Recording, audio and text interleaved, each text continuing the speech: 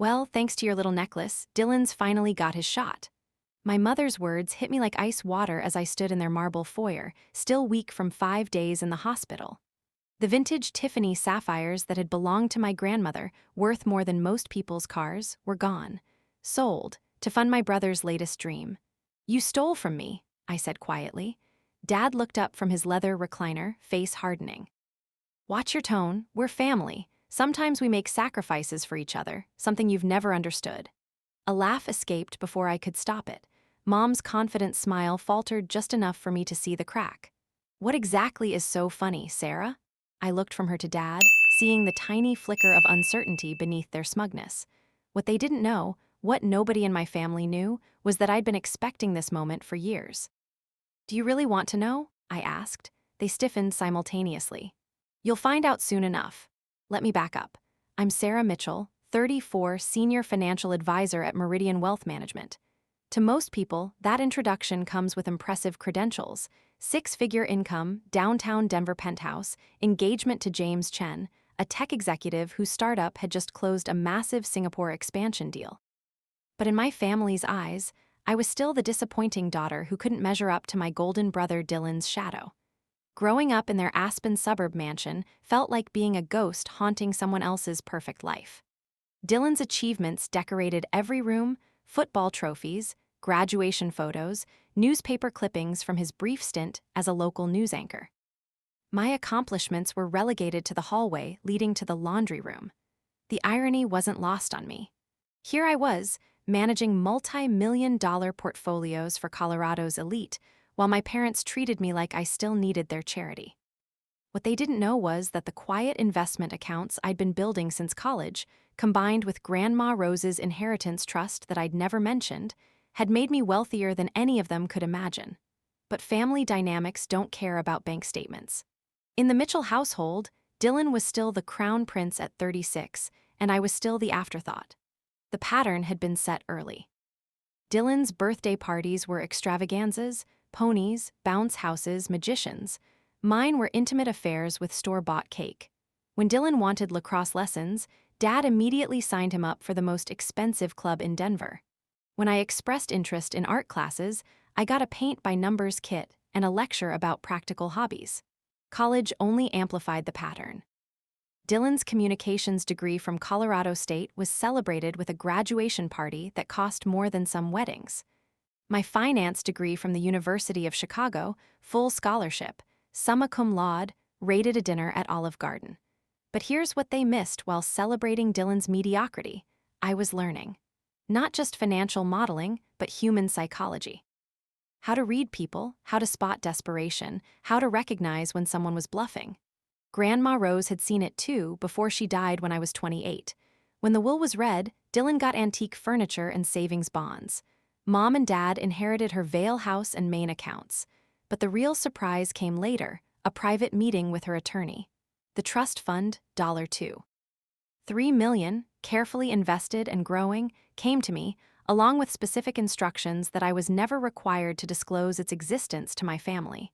"She said you'd know what to do with it," the lawyer explained, handing over the vintage Tiffany necklace. "This was specifically yours as well. She said it belonged to someone who understood its real value." I'd stared at the Art Deco sapphires, their deep blue fire catching the light. That night, I'd driven to the most reputable jeweler in Denver and commissioned an exact replica. Cost me $8,000, but I'd known even then that someday I'd need protection from my own family. The trust fund became the foundation for everything that followed. I'd parlayed Grandma Rose's gift into aggressive but calculated investments, building multiple income streams that my family couldn't see because they'd never bothered to look. While they worried about Dylan's endless career pivots: journalism to acting to life, coaching to photography to content creation, I was quietly becoming the wealthy woman they pretended their daughter could never be. James had been the first person to see me clearly. We'd met at a charity auction where I was bidding on behalf of a client. He'd noticed me making strategic bids, recognized the calculation behind my casual participation. "You're not bidding for yourself," he'd observed. "What makes you say that?" "Because you know the actual value of everything here. Most people bid with their hearts. You're bidding with spreadsheets." When he proposed 6 months ago, the ring he'd chosen was perfect: emerald-cut diamond set in platinum, clean lines, substantial but not flashy. A ring for someone who appreciated quality over ostentation. My parents' response to the engagement had been predictably lukewarm. They'd critiqued the venue choice, questioned the guest list, suggested modifications that would have transformed our vision into their preference for spectacle. Dylan's response had been worse: jealousy and dismissal wrapped in congratulations. "James seems nice. Very stable. Good for you." The subtext was clear. Sarah was settling for steady and boring because she couldn't attract exciting and dynamic. But none of that mattered anymore because I'd learned to build my life around people who chose to value me. The call came at 3 a.m. on a Tuesday in early September. Appendicitis, surgery, complications. James was in Singapore finalizing the merger deal. When I called my parents from the emergency room, they made all the right promises. "Don't worry about anything," Mom had said. "We'll handle whatever you need." But when Mom suggested they take the necklace for safekeeping, you can't wear jewelry in surgery, and hospital security isn't what it used to be, every alarm bell in my body went off. Still, I'd wanted to see if they'd crossed the line I was pretty sure they'd cross, so I'd smiled and handed over the replica. The real necklace stayed in my safety deposit box. 5 days in the hospital, dealing with complications, fighting infection. James called twice daily despite the time difference, staying on video chat while I dozed. He'd arranged meal deliveries, hired cleaning services, handled every detail he could manage from 8,000 miles away. My parents, who lived 20 minutes away, sent texts. When discharge time came, I sat in the plastic hospital chair waiting for my ride. The discharge nurse asked who was picking me up. "My parents," I'd said. An hour later, my phone buzzed. "Just take an Uber, you'll be fine." No punctuation, no apology, no explanation. So that's how I went home. Slumped in an Uber, still wearing a hospital bracelet, while the driver told me about his fantasy football league. When I got home, I showered, changed, and sat on my bed long enough to realize I wasn't going to rest until I had answers. I wanted to see how they'd justify selling my property.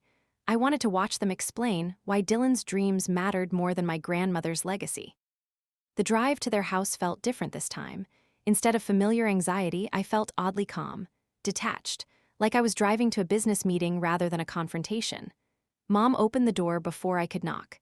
"Sarah, you look so much better. How are you feeling?" Dad was in his leather recliner, half watching CNN. Dylan was stretched across their white sectional, laptop open, probably editing another failed YouTube video. I didn't sit down. I came to get my necklace. They looked at each other, that quick flicker of agreement I'd seen my whole life. Mom's smile spread wider. "Oh, honey, thanks to your necklace, Dylan's finally having the time of his life. Miami sunshine, meeting industry people, networking opportunities. He deserves this chance." Miami? I'd expected Lowe's Angels. It took me a second to process. "What are you talking about?" Dad leaned forward. "We sold it, don't look so shocked. You'll be married soon, you'll have other jewelry. Dylan needed this opportunity." "You sold my necklace." "Oh, don't be dramatic," Mom waved dismissively. "It wasn't doing you any good sitting in a box. Dylan's been working so hard on his brand, and then this opportunity came up. A chance to collaborate with major influencers, create content in a luxury setting." I gripped the back of their white leather chair. "He needed my necklace for content creation?" "He needed a chance," she said firmly. "This isn't just vacation. This is business investment. The connections he's making, the exposure, this could change everything." Dylan looked up, grinning. "The content I'm creating is already getting crazy engagement. One post got 30,000 views." Dad nodded. "You can't put a price on opportunities like that. How much did you get for it?" 15,000, Dad said proudly. "Not bad for a quick sale. 15,000 for a necklace worth over 60,000. They'd sold a family heirloom for a quarter of its value to fund Dylan's influencer fantasy. "You didn't even ask me." Mom's smile tightened. "You'd have just said no. You've always been like that with Dylan, jealous, unsupportive." "Best for Dylan," I corrected. "Dylan is family," Dad said sharply. "So are you, even if you don't act like it. This attitude, this selfishness, it's gotten worse since you moved to that fancy apartment." A laugh escaped me. Sharp, sudden, startling even me. Mom's eyes narrowed. "What's so funny, Sarah?" I looked from her to Dad to Dylan, seeing their smugness waver slightly. "Do you really want to know?" They stiffened. "Tell us," Dad demanded. I smiled. You'll find out soon enough. I left them sitting there, questions hanging in the air. I didn't explain. I didn't need to. My phone started buzzing around midnight. Mom, calling repeatedly. By the fifth attempt, I answered. Sarah, there's been a misunderstanding. The appraiser says the necklace is fake. Good evening to you too, Mother. Don't get smart with me. What kind of game are you playing? I'm not playing anything. You are. You gave us a fake necklace. Dad's voice boomed in the background. I protected my property, something you apparently couldn't be trusted to do. You set us up. I gave you exactly what I meant to give you. You chose to sell something that didn't belong to you without asking permission. This isn't funny, Dad had taken the phone. Do you understand what you've done? They want their money back. Tonight, these aren't the kind of people you want to owe money to. Then you should have thought about that before stealing from me. We didn't steal, we're your family. You are, and you've shown me exactly what that means to you. I hung up and turned off my phone. The next few days passed in strange calm. I went to work, managed portfolios, lived my normal life while my phone accumulated frantic voicemails. Day 1, please call us back. Day 2, this is serious, you have to help us. Day 3, what kind of person are you? By day 4, Dylan was calling from Miami. You have to deal with this. They're falling apart. These people they owe money to aren't messing around. I finally called him back. Enjoying your content creation trip? This isn't a joke. Mom and Dad are in real trouble because of your revenge scheme. My revenge scheme? You mean protecting my property from theft? You set them up, you gave them a fake necklace on purpose. I gave them exactly what they deserved, nothing that belonged to me. They're your parents, and you're my brother. Funny how family loyalty only works one direction. They showed up at my penthouse 3 days later. When I opened the door, they looked like different people. Mom's makeup was smudged, hair unwashed. Dad's confidence had crumbled. Dylan, freshly returned from Miami with an expensive tan, looked hungover and defeated. We need $15,000, Dad said without preamble. Tonight, I leaned against my doorframe. That's unfortunate. Don't play games, Mom's voice cracked. These people know where we live. If we don't pay by midnight, then you'll discover what happens when you make deals with criminals. Dylan stepped forward, genuine fear in his eyes. Sarah, I know we messed up, but this is bigger than family drama now. Then you should pay them. With what? Dad's face was red. We maxed out every credit card. We took payday loans. Our credit is destroyed. I studied their faces. 3 people who'd spent my entire life treating me like a supporting character, now begging for my help. That sounds like a you problem. Mom's composure broke. How can you be so heartless? We're your family. You gave me nothing, I interrupted, voice deadly calm. You gave Dylan everything. You gave me lectures about gratitude and hand-me-downs and the clear message that I would never matter as much as your golden boy. That's not true, Dad protested. When was the last time you celebrated one of my achievements? When was the last time you chose me over Dylan for anything? They were quiet. I want you to leave, I said simply. I want you to figure out your own problems. I want you to experience consequences. We could lose the house, Dad said desperately. You will lose the house unless you find another solution. I closed the door. The fallout came in waves. First, relatives calling with opinions about family loyalty. The story had leaked, though not accurately. I heard you're refusing to help your parents, Aunt Linda said. How can you watch your family suffer? I'm watching them face consequences. It's different. 3 weeks later, the for sale sign went up. I drove by once just to see it. 30 years they'd lived there. Dylan called as I sat in their driveway. Happy now, they're losing everything, all because you couldn't help your family. All because you couldn't respect my property. It was just a necklace. It was my necklace from my grandmother who actually loved me. The Miami thing was supposed to change everything for me. How did that work out? The algorithm changed. The engagement dropped. I moved back home last week. Our wedding was exactly what we'd planned. Intimate ceremony in Napa, surrounded by people who'd chosen to love us. The real sapphire necklace glittered against my dress, Grandma Rose's gift worn with pride. My parents weren't there. Neither was Dylan. Their absence felt like freedom, not loss. 6 months later, we bought a house in Palo Alto. James had gotten his promotion, I'd opened my own wealth management firm, and we were building something beautiful together.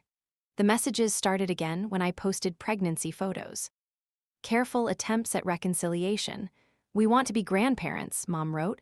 Let's put the past behind us. Think of the baby, Dad added. Children need family. I archived them all without responding. but the whispers reached me through relatives. Sarah's being unreasonable. She's punishing them forever. How can she deny her child grandparents? One night, 8 months pregnant and tired of the way history was being rewritten, I decided to tell the truth. I opened the family group chat, the one I'd been muted in for months but never actually left, and typed carefully. Since there seems to be confusion about why I don't speak to my parents anymore, let me clarify.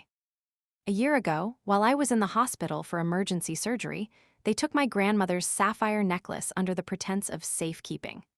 They then sold it without my permission to fund Dylan's social media vacation in Miami. When they discovered they'd sold a replica and owed a loan shark $15,000, they demanded I pay their debt. I refused. Everything that happened after, the house sale, the financial struggles, the rental apartment, was the direct result of their choices, not mine. I didn't punish them. I simply stopped enabling them. The group chat exploded. Relatives who'd been lecturing me about forgiveness suddenly had very different opinions. Aunts who'd been sharing passive-aggressive posts about family loyalty were asking for details. Cousins who'd maintained careful neutrality were taking sides. "Wait, they stole from you?" Cousin Jennifer wrote. "Who sells someone else's inheritance?" Uncle Steve demanded. "I always thought Dylan was spoiled, but this is insane," added Cousin Michael. Screenshot after screenshot circulated through side conversations and private messages.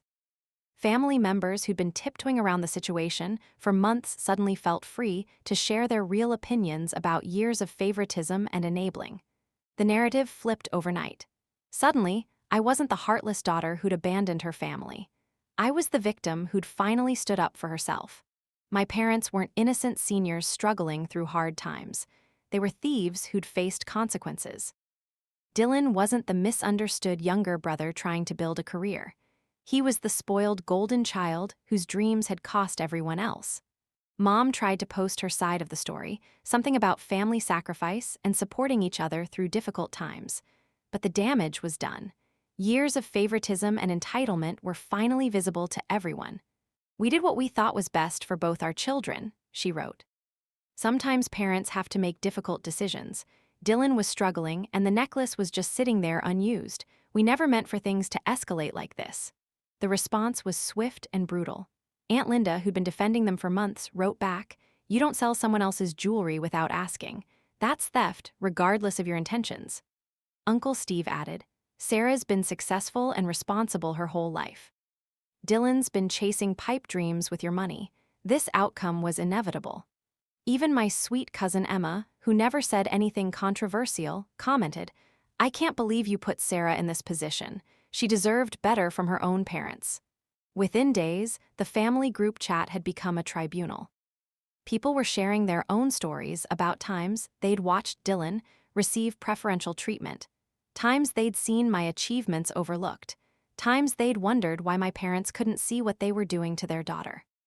My phone filled with private messages from relatives I hadn't talked to in years, apologizing for believing the narrative my parents had been spreading, expressing support for my decision, sharing their own frustrations with Dylan's entitlement and my parents' enabling. "I never knew the whole story," Aunt Sarah wrote. "I thought you were just being stubborn about money. I had no idea they'd actually stolen from you." "Your grandmother would be furious," Uncle Robert added. "She left that necklace specifically to you. She knew exactly what kind of people your parents were." The last I heard through the family network, they were all living together in a small rental across town. Dylan's acting career had never recovered from his Miami failure. His social media following had stagnated, and he'd moved back home indefinitely. Dad's consulting business had lost clients when word spread about their financial troubles, reputation matters in professional circles, and owing money to loan sharks didn't inspire confidence. Mom's social circle had quietly distanced themselves, uncomfortable with the drama and the questions about theft. The three of them, together again in reduced circumstances, facing the consequences of 36 years of poor decisions and misplaced priorities. And me, I built something better. Our daughter was born on a sunny Tuesday in March. 7 pounds, 2 ounces, perfect and healthy, with James's dark eyes and what the nurses swore was my stubborn chin. As I held her for the first time, I whispered a promise. She would never doubt her worth. Never wonder if she was second choice. never have to choose between family loyalty and self-respect. James squeezed my hand, tears in his eyes. "What are you thinking about?" "I'm thinking about how lucky she is," I said, watching our perfect daughter sleep. "She'll grow up knowing she's chosen, every single day. By parents who show up," he agreed. "By parents who see her. By parents who put her first." We named her Rose, after the grandmother who'd seen my worth when nobody else did. The grandmother who'd protected me even after death, who'd given me the tools to protect myself from the family that should have valued me most. 6 months later, we received a birth announcement in the mail. Dylan had gotten married. Apparently, his Miami adventure had produced one lasting relationship after all. His new wife was pregnant, due in the spring. I studied the elegant cardstock, their beaming faces, the careful phrasing that avoided any mention of location or circumstances. No indication that they were living in a rental with his parents, that his career had stalled, that their wedding had probably been funded by whatever was left of his parents' credit. James found me reading it in the kitchen while Rose napped in her bouncer. "Anything important?" he asked. I dropped it in the recycling bin. "Nope, just junk mail." Some people asked if I ever regretted it, if I missed having parents, if I worried about denying Rose grandparents. The answer was always the same: you can't miss what you never really had. My parents had taught me exactly who they were over 34 years. When I finally listened, when I finally believed them, everything became clear. They'd lost a house, a social circle, their reputation, their sense of themselves as good parents. I'd lost the illusion that they might someday choose me, and for the first time in my life, that felt like a fair trade. Rose will grow up with James's parents, who video call twice a week just to see her smile. She'll have chosen family, friends who became siblings, mentors who became guides, people who show up because they want to be there. She'll know what it feels like to be someone's first choice, not their backup plan. As I write this, she's sleeping in the nursery of our dream house, surrounded by love that was never conditional, never earned, just freely given. The sapphire necklace sits in our safe, waiting for the day she's old enough to understand its story, not just the jewelry itself, but what it represents. Sometimes the greatest gift you can give your children isn't the family you came from, but the family you choose to build. And sometimes, the best revenge isn't dramatic confrontation or elaborate schemes. Sometimes, it's simply building a life so beautiful that their absence becomes a blessing instead of a loss. So tell me, did I do the right thing? Did I go too far or not far enough? I know my answer. And for the first time in my life, that's the only answer that matters.